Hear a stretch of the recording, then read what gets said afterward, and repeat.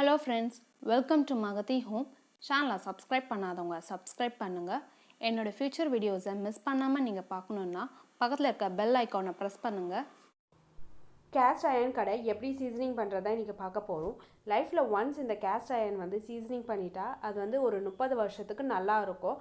நான்ஸ்டிக்லாம் சீக்கிரம் ஒரு காலப்போக்கில் அந்த நான்ஸ்டிக் டெஃப்லான் கோட்டிங்லாம் உறிஞ்சி வரும். அது உடம்புக்கு அவ்வளோ நல்லது கிடையாது. ஆனால் கேஸ்ட் அயர்ன் ஒன்ஸ் நம்ம சீசனிங் பண்ணிட்டா அது நான்ஸ்டிக்கை விட ரொம்ப நல்லாவும் இருக்கும். லைஃப் லாங் அது வரும். இப்போ எப்படி சீசனிங் பண்ணுறதுன்னு பார்க்கலாம். இப்போ சாதம் வடித்த கஞ்சி தண்ணியை இந்த கடாய் ஃபுல்லாக நான் நிரம்ப ஊற்றி வைக்கணும். இது ஒரு நாள் அப்படியே இந்த கடாயில் ஊறணும்.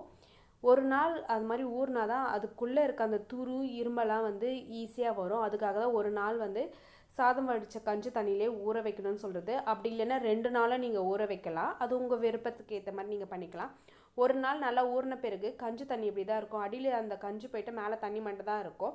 இப்போ அந்த கஞ்சி தண்ணியை கீழே ஊற்றிட்டு ஒரு ஸ்க்ரப்பரை வச்சு இது நல்லா தேய்க்கணும். ஒரு ஸ்டீல் ஸ்க்ரப்பர் இல்லைனா தேங்காய் நார் ஸ்க்ரப்பரும் யூஸ் பண்ணிக்கலாம். இது தேங்காய் நார் ஸ்க்ரப்பர் நானே செஞ்சது.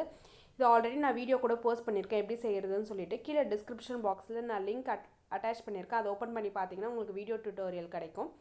இப்போது நான் ஒரு ஸ்டீல் ஸ்க்ரப்பரை வச்சு இதில் நல்லா தேய்க்கிறேன். தேய்ச்சா அதில் இருக்க அந்த துரு மாதிரி இருக்கிறதுல ஓரளவுக்கு வரும். இப்போது மறுபடியும் இப்போ தண்ணி ஊற்றி அலசி எடுக்கணும். கடாயில் ஈரத்தன்மை எதுவுமே இருக்கக்கூடாது. அதனால் வெயிலில் நல்லா காய வைக்கிறேன். இப்போ கடாய் நல்லா காஞ்சிருச்சு.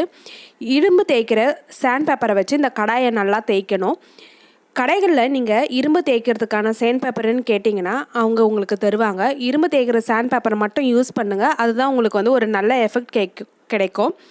இப்போது இந்த சாண்ட் பேப்பரை வச்சு இந்த கடாயை தேய்க்கிறப்போ உங்களுக்கு அந்த துருலாம் ஈஸியாக ரிமூவ் ஆகும். இப்போ அந்த தேய்ச்ச இடத்த நீங்கள் தொட்டு பார்த்தாலும் நல்லா ஸ்மூத்தாக ஒரு ஃபினிஷிங்காக இருக்கும். அதுவே தேய்க்காத இடத்த தொட்டு பார்த்தீங்கன்னா ஒரு மாதிரி ரஃப்பாக இருக்கும். இப்போ இந்த கடாய் ஃபுல்லாக இது மாதிரி தேய்ச்சாச்சு. இந்த ஓரங்கள்லேயும் நான் தேய்க்கிறேன். அடியில் தேய்க்கணுன்ட்டு அவசியம் கிடையாது. கடாயோட வெளிப்புறம் உள்புறம் மட்டும் தேய்ச்சா போதும். மறுபடியும் கடாயை கழுவி எடுக்கணும். கழுவிட்டு வெயிலில் காய வைக்கணும். நல்லா கடாய் காஞ்ச பிறகு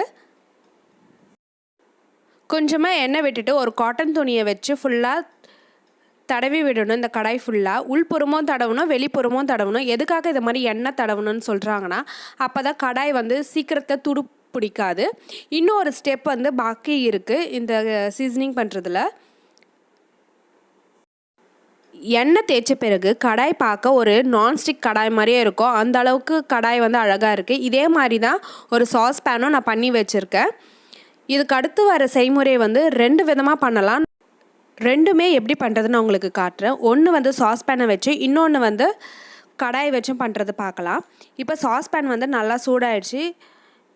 நீல வாக்கில் அரிஞ்ச கோஸை இந்த சாஸ் பேன் ஃபுல்லாக நிரம்ப போடணும். இடையில இந்த கோஸை கிளறி விட்டுட்டே இருக்கணும். அப்போ தான் கோஸ் வதங்கும். இது மாதிரி சீசனிங் பண்ணுறப்போ கேஸ் லோ ஃப்ளேமில் வச்சுக்கோங்க. ஹை ஃப்ளேமில் வைக்காதீங்க. நம்ம எந்த அளவுக்கு லோ ஃப்ளேமில் இந்த கடாயை சீசனிங் பண்ணுறோமோ அந்த அளவுக்கு நம்மளுக்கு நல்ல ரிசல்ட் கிடைக்கும். இப்போ இந்த கோஸ் கலர் மாறிச்சு. கேஸ் ஆஃப் பண்ணிடலாம். ரெண்டாவது செய்முறை பார்த்தீங்கன்னா கடாயை வச்சு இப்போ பண்ண போகிறோம். இதுக்கு நான் வெங்காயத்தை யூஸ் பண்ணுறேன். இதுவும் இந்த கடாய் நிரம்புற அளவுக்கு வெங்காயம் போடணும். இப்போ வெங்காயம் விலை அதிகமாக இருந்துச்சுன்னா நீங்கள் கோஸும் யூஸ் பண்ணிக்கலாம். ரெண்டுமே உங்களுக்கு ஒரே எஃபெக்ட் தான் கிடைக்கும். நீங்கள் வெங்காயம் இருந்தால் வெங்காயத்தை யூஸ் பண்ணிக்கலாம், கோஸ் இருந்தால் கோஸும் யூஸ் பண்ணிக்கலாம். இடையில வெங்காயம் நம்ம கிளறி விட்டுட்டே இருக்கணும். எப்போ இந்த வெங்காய கலர் லைட் பிளாக் கலர், அதாவது ஒரு மாதிரி கருப்பு கலரில் மாற ஆரம்பிக்குதோ கேஸ் ஆஃப் பண்ணிவிட்டு இந்த வெங்காயமெல்லாம் இந்த கடாயோட ஓரத்தில் இது மாதிரி தடவி விட்டுருங்க.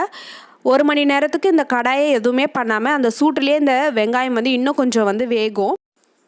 இப்போது இந்த வெங்காய கலர் நல்லா கருப்பாக மாறி போயிருக்கு. இந்த வெங்காயத்தெல்லாம் தூக்கி போட்டுட்டு மறுபடியும் இந்த கடாயை ஒரு டிஷ்வாஷ் லிக்விடோ இல்லை சோப்பை வச்சு நல்லா தேய்க்கணும். தேய்ச்சிட்டு நல்லா தண்ணி வச்சு அலசி எடுத்துட்டு வெயிலில் காய வைக்கணும். வெயிலில் காய்ஞ்ச பிறகு ஒரு காட்டன் துணியில் எண்ணெயை தொட்டுட்டு இந்த கடாய் முழுக்க தடவி விடணும். இது மாதிரி உள்புறமும் தடவணும், வெளிப்புறமும் தடவணும். இதுக்கப்புறம் நம்ம சீசனிங் பண்ண கடாய் ரெடி ஆகிடுச்சு. நம்ம சீசனிங்கும் பண்ணி முடிச்சாச்சு. இதுக்கப்புறம் நம்ம கடாயை யூஸ் பண்ணி என்ன வேணுமானா சமைக்க ஆரம்பிக்கலாம். அடுத்ததாக மெயின்டெனன்ஸ் டிப்ஸ் என்னன்னு பார்க்கலாம். இப்போ கடாய் வச்சு சமைச்சு முடித்த பிறகு இதை கழுவி நல்லா காய வச்சுருங்க. ஈரத்தன்மை எதுவுமே இந்த கடாயில் வந்து இருக்கக்கூடாது. ஏதாச்சும் ஒரு ட்ராப்ஸ் தண்ணி இருந்தாலும் இந்த கடாயை வந்து துரு பிடிக்க சான்சஸ் இருக்குது. கடாய் முழுக்க எண்ணெய் தடவிட்டு காற்று வந்து போகிற இடத்துல இந்த கடாயை வந்து வச்சிடணும்.